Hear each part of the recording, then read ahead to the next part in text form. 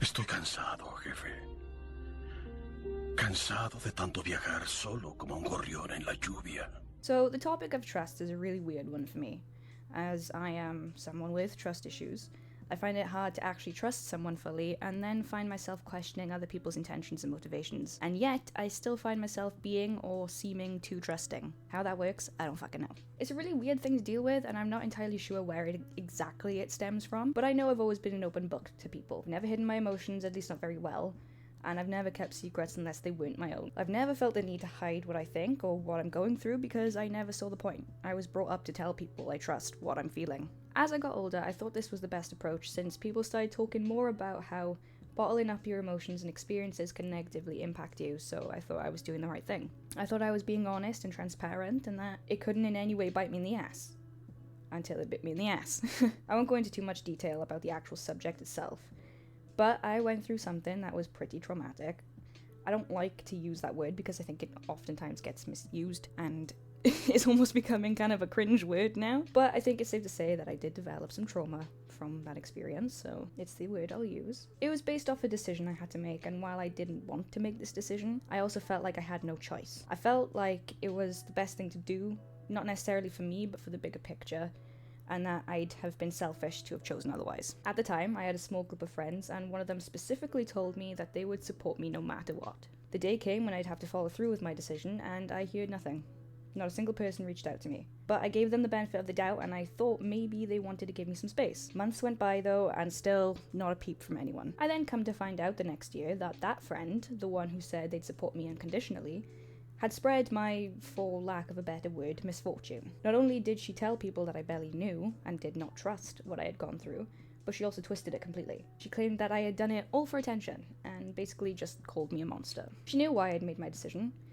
She knew that the other option would be entirely selfish, but now I was the monster who just wanted attention. I couldn't defend myself or explain what I had gone through because I wasn't there. Not that I should have had to explain myself in that situation anyway. I couldn't tell her to stop or even tell her that she made me uncomfortable for spreading my information that I kept fairly tight-lipped. I couldn't do anything because nobody came to me until months later, and by that point it was just too late. This same friend would go on to message me after the fact, pretending like nothing happened. I didn't want to come across as confrontational, so I pretended I didn't know anything when she spoke to me. Granted, I was quite standoffish and didn't really engage in much of a conversation, but I was polite enough. She shared an old photo of us on Facebook, tagging me in it as if we were still friends, saying that she missed those days or whatever the fuck. And later went on to comment on my Facebook post, asking me if she could commission me for a tote bag for her son, the boy who she had previously asked me to be the godmother to. Still haven't told her that I know.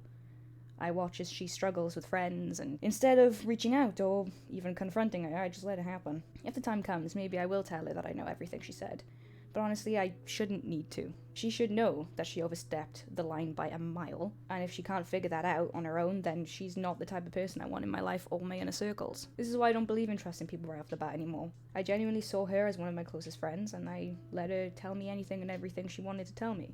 I helped her out when she needed it, and tried my hardest to be a good friend, and yet she still went behind my back and used what I went through as some sort of point against me. Why, I don't really know. I have a feeling it was because she was trying to fit in with a new friend group since myself and the other two left college, but I honestly couldn't tell you. And to be honest with you, it doesn't really matter. Sometimes I do think that the reason outweighs the action, but this isn't one of those instances. I've since learned that I should keep personal experiences to myself, unless I really do trust the other person, or unless I feel it's something I can be open about to anyone and everyone. It really sucks to sit here and say that you should guard yourself, but I think it sucks more that I'm saying it based on experience. The best thing I could really suggest is to do the opposite of what I did. Trust your gut. I know it fucking sucks when you really like somebody, but your gut is telling you to run away screaming. But if your gut is telling you, hey, this person's gonna hurt you, you should probably listen to it. At the very least, keep private information private or sensitive information close to your chest until you know for a fact that this person can be trusted. Don't let it come back to bite you in the ass like I did. You'll learn who your real friends are. It'll take time and a lot of trial and error, but I think it doesn't really matter in the long run. You'll find people that you won't feel the need to guard yourself from, but it's important to keep yourself aware in the meantime.